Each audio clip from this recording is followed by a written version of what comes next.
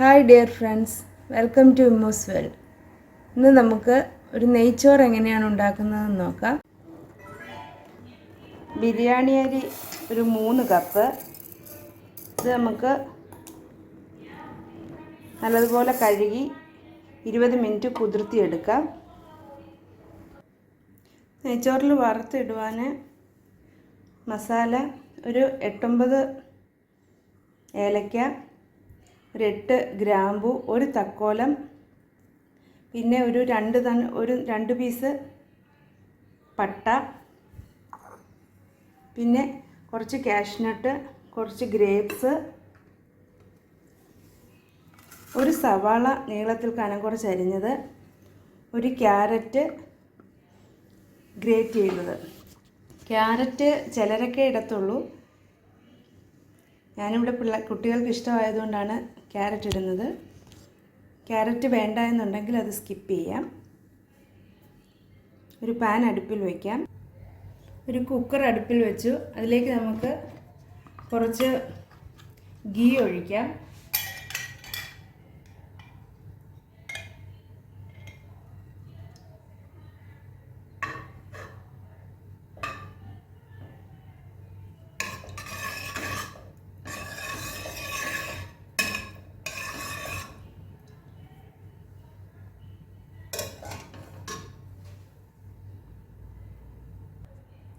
ഇതിലേക്ക് നമുക്ക് ഈ കാഷ്നട്ട് ഇട്ട് വറുത്തെടുക്കാം.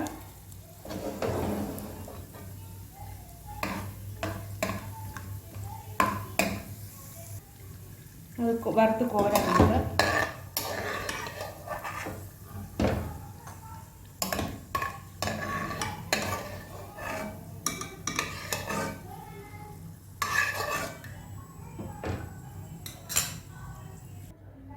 ഇതിലേക്ക് നമുക്ക് കുറച്ച് ഗ്രേപ്സ് കൂടെ ഇട്ട് വറുത്ത് പോരാം.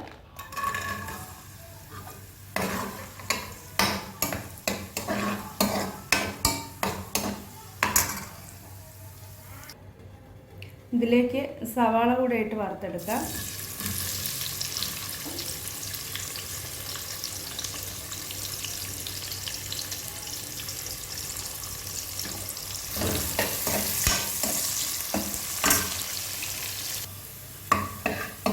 സവാള മൊരിഞ്ഞു വന്നു. നമുക്ക് വറുത്ത് പോരാം.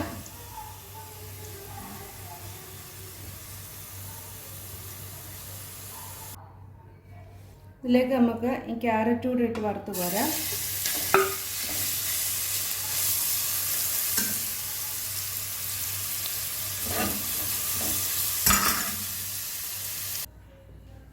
ഇതിലേക്ക് നമുക്ക് ഈ മസാല എല്ലാം കൂടി ഇട്ട് വറക്കാം.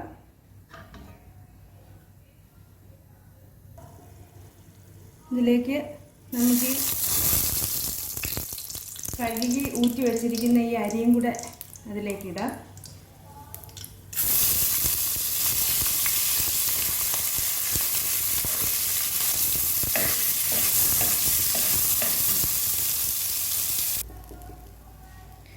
ഈ അരി ഒരു 2-3 മിനിറ്റ് ഇങ്ങനെ ഒന്ന് ചെറിയ തീ വെച്ച് ഇളക്കി എടുത്തേച്ച് തിളച്ച വെള്ളം ഒഴിച്ച് വേവിച്ച് കഴിഞ്ഞാൽ ചോറ് വെന്ത് കുഴയത്തില്ല.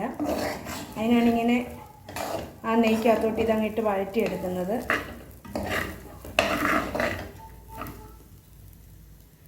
ഇനി നമുക്കിതിലേക്ക് തിളച്ച വെള്ളം കൂടെ ഒഴിച്ച് 1 ഗ്ലാസ് അരിക്ക് 2 ഗ്ലാസ് വെള്ളം,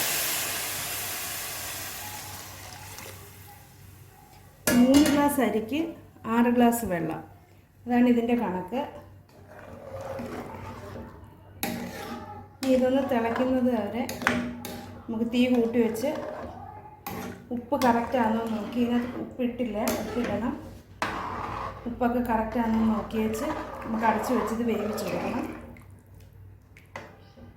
തിളച്ച വെള്ളമാണ് ഇതിലേക്ക് ഒഴിക്കേണ്ടത്. 1 ഗ്ലാസ് അരിക്ക് 2 ഗ്ലാസ് വെള്ളം. ഉപ്പിടാം നമുക്ക്. ഉപ്പിച്ചിരി മുമ്പിൽ നിൽക്കണം.